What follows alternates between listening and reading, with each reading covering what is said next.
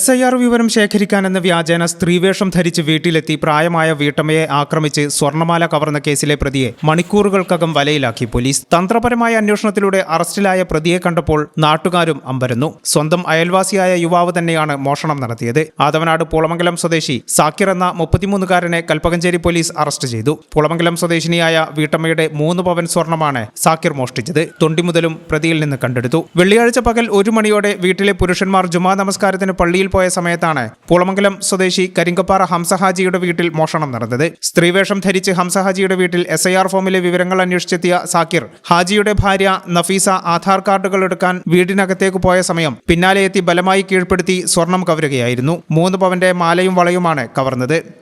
ഈ channel news, Kalpakanchery.